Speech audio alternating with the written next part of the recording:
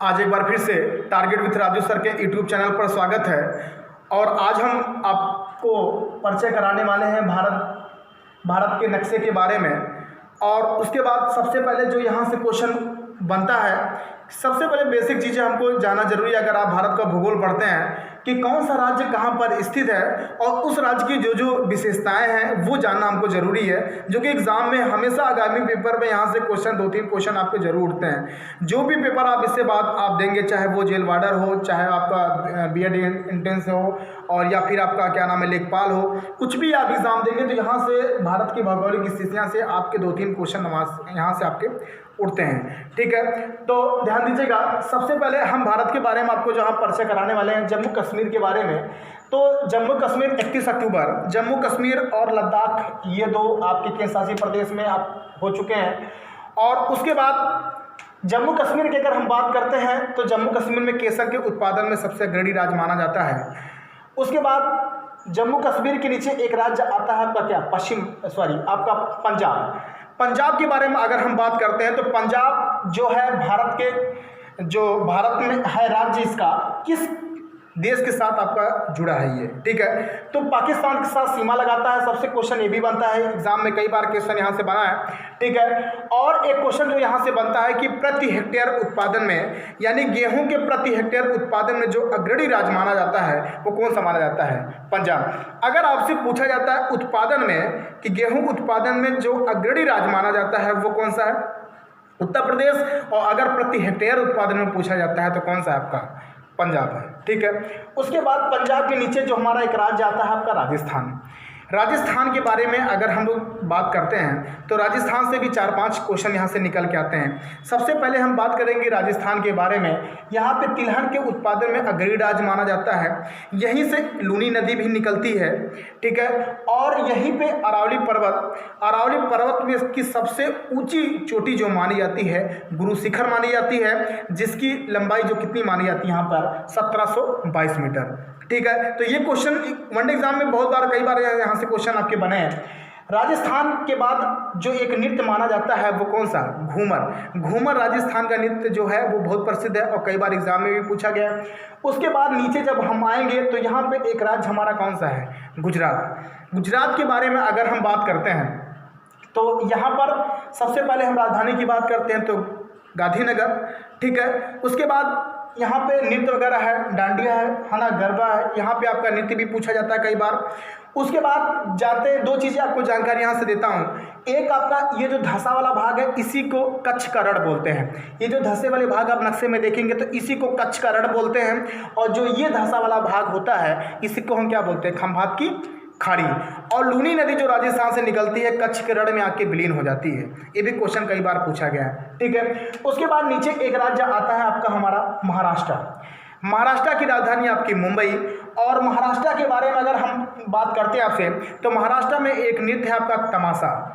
ठीक है, तो तमाशा नृत्य यहाँ के भाई कई बार पूछा गया है। और महाराष्ट्र से अगर हम नदी की बात करते हैं तो दक्षिण भारत की सबसे लंबी नदी जो मानी जाती है वो कौन सी मानी जाती है? गोदावरी। और दक्षिण भारत की लंबी जो नदी है गोदावरी वो महाराष्ट्र के त्रिव्यांग पहाड़ी से आपके यहाँ से निकलती है और भारत के 2-3 राज्यों को क्रॉस करती हुए कहाँ गिरती है?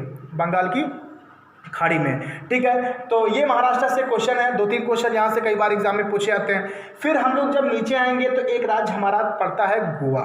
ठीक है, गोवा के बारे में अगर हम बात करेंगे तो गोवा की राजधानी, सबसे छोटा क्वेश्चन आपका बनेगा कि गोवा की राजधानी इस समय कौन है? आपका पणजी है। उसके बाद फिर गोवा के बारे में अगर हम बात करेंगे तो गोवा में आपकी 2 नदियां हैं। बहुत बार एग्जाम पूछा गया है, बड़ी परीक्षाओं में भी पूछा गया, छोटी परीक्षाओं में भी पूछा गया। गोवा में 2 नदियां हैं, एक आपकी मांडवी है और एक आपकी क्या है? जुआरी है। ठीक है, उसके बाद यहाँ से जो क्वेश्चन बनता है कि गोवा प्रति व्यक्ति आय, यानी सबसे ज़्यादा प्रति व्यक्ति आय में गोवा सबसे अग्रणी राज्य माना जाता है। और उसके बाद क्षेत्रफल की दृष्टि से सबसे छोटा राज्य भी गोवा माना जाता है। ठीक है। उसके बाद ध्यान दीजिएगा, नीचे हमारा एक राज्य आता है कर्नाटक। अगर कर्नाटक की बात करेंगे तो कर्नाटक की राजधानी सबसे पहले क्वेश्चन वो कौन सा है आपका बेंगलुरु है। और कर्नाटक से जो और क्वेश्चन बनेगा, कर्नाटक में यक्षगान एक नृत्य भी है, यहाँ भी पूछा जाता है। कर्नाटक से ही कावेरी नदी निकलती है। कावेरी नदी जो कर्नाटक से निकलती है, कर्नाटक के कुर्ग जिला यानी कर्नाटक के कुर्ग जिला से आपकी जो है कावेरी नदी निकलती है, ठीक है। ये भी आपकी कहाँ गिरती है? बंगाल की खाड़ी में। जितने भी नदियाँ इधर गिरती हैं सारी बंगाल की खाड़ी में, जितने भी इधर गिरती हैं क्या है आपका अरब सागर में, ठीक है। उसके बाद नीचे अगर हम बात करेंगे, एक राज्य हमारा पड़ता है केरल। केरल की बात अगर हम करेंगे तो राजधानी इसका तिरुवनंतपुरम है। मसालों की खेती के लिए केरल सबसे अग्रणी राज्य माना जाता है। साक्षरता में अगर हम ध्यान दें कि सबसे अधिक साक्षरता वाला राज्य माना जाता है कौन सा? केरल में। और गांव में सभी हर जगह में विद्युतीकरण करने वाला राज्य कौन बन गया है? आपका केरल बन गया है, ठीक है। तो 2-3 क्वेश्चन यहाँ से कई बार क्वेश्चन पूछे आपसे। तो केरल की बात करते हैं तो केरल की राजधानी तिरुवनंतपुरम, मसालों की खेती के लिए अग्रणी राज्य। उसके बाद केरल में आपके ये साक्षरता में आपका अग्रणी राज्य माना जाता है, ठीक है। उसके बाद फिर ये तो हमारा कौन सा साइड है? ये आपका पश्चिमी साइड, ये आपका कौन सा है? पूर्वी साइड।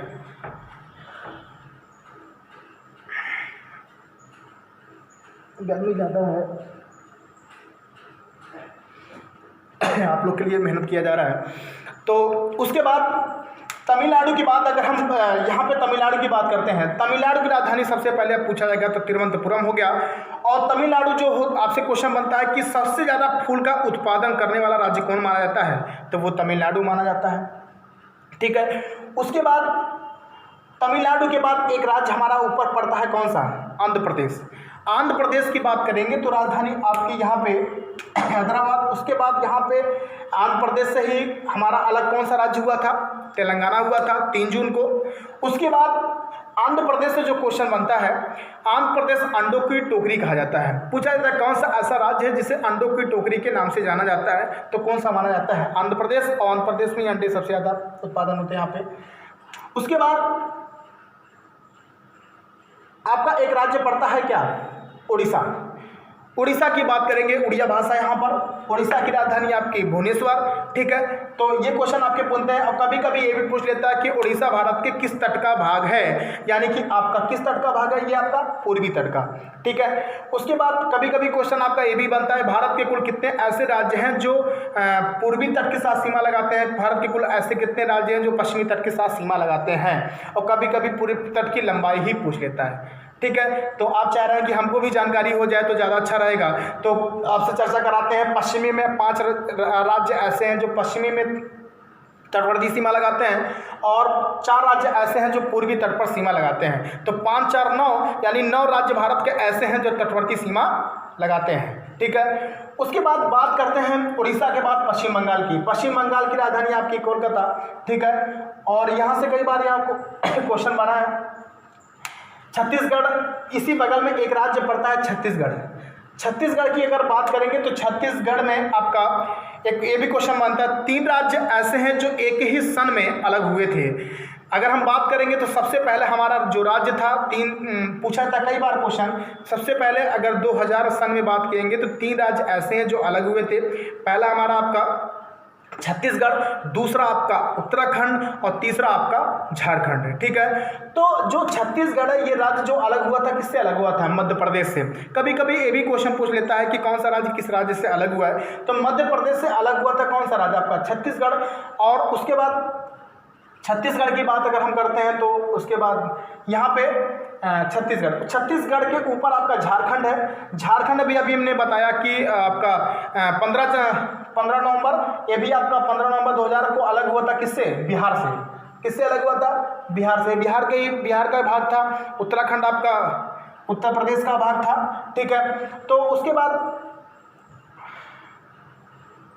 ठीक, उसके बाद झारखंड के बाद हम लोग चलते हैं ऊपर बिहार के बारे में। बिहार के अगर बारे में हम बात करते हैं तो बिहार की राजधानी क्या है? पटना। सबसे आपका कम साक्षरता वाला राज्य माना जाता है तो बिहार ही माना जाता है। कई बार यहाँ से क्वेश्चन आपका पूछा जाता है। बिहार के बाद अगर हम बात करते हैं तो बगल में हमारा उत्तर प्रदेश है। उत्तर प्रदेश के बारे में विशेषकर हमको जानना बहुत ज़रूरी है कि उत्तर प्रदेश का क्षेत्रफल कितना है, कौन सा मेला कहाँ लगता है, किस चीज़ का उत्पादन कहाँ होता है। ठीक है, यहाँ से उत्तर प्रदेश से बहुत सारे क्वेश्चन पूछे जाते हैं। यहाँ पे सब ज़्यादा है, अगर देखा जाए कि विधानसभा की सीटें सबसे ज़्यादा, लोकसभा की सीटें सबसे ज़्यादा।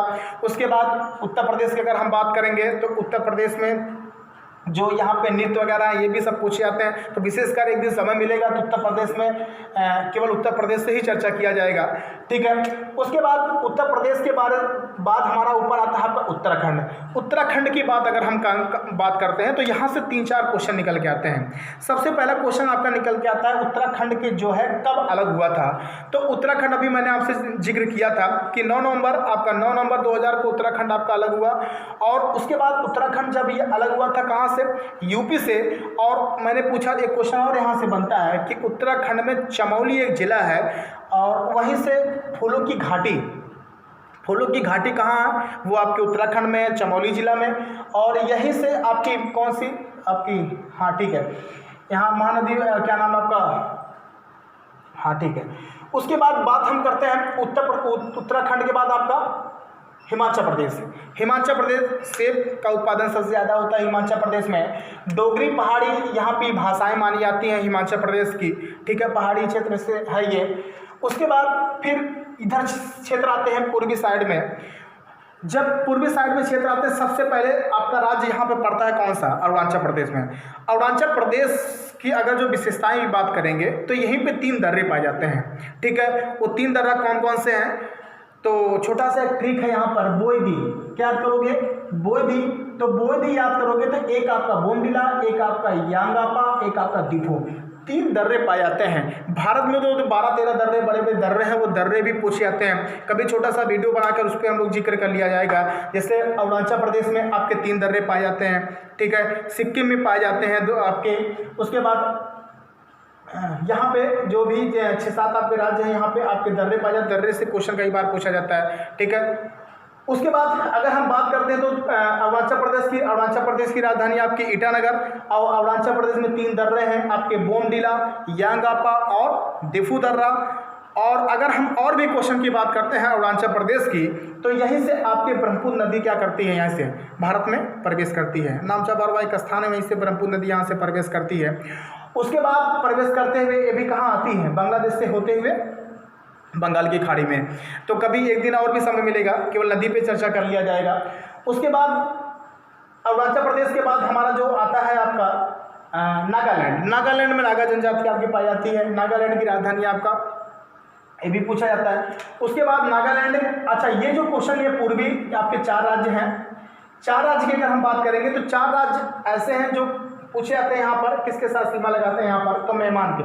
तो म्यांमार देश है एक, वहाँ पर ये 4 राज्य सीमा लगाते हैं, अरुणाचल प्रदेश और नागालैंड, मणिपुर, मिजोरम। ठीक है, ये 4 राज्य किसके साथ सीमा लगाते हैं, एक देश यहाँ पर है म्यांमार, ये सीमा लगाते हैं ये 4 राज्य के साथ। उसके बाद मणिपुर है नीचे, मणिपुर की राजधानी आपका इम्फाल है। उसके बाद नीचे आएंगे तो आपका एक राज्य है आपका मिजोरम, जहाँ पे मिजो जनजातियाँ पाई जाती हैं यहाँ पर। उसके बाद मेघालय, आपका मेघालय यहाँ पर स्थित है। ठीक है, ध्यान दीजिएगा, कभी कभी स्थितियाँ ही पूछ लेता है। ठीक है, किस साइड में आपका ये राज्य स्थित है। मेघालय के नीचे आपका यहाँ पर त्रिपुरा की राजधानी क्या है आपका, अगरतला। ठीक है, और यहीं पे एक देश हमारा है आपका बांग्लादेश, जिसकी राजधानी क्या है, ढाका है।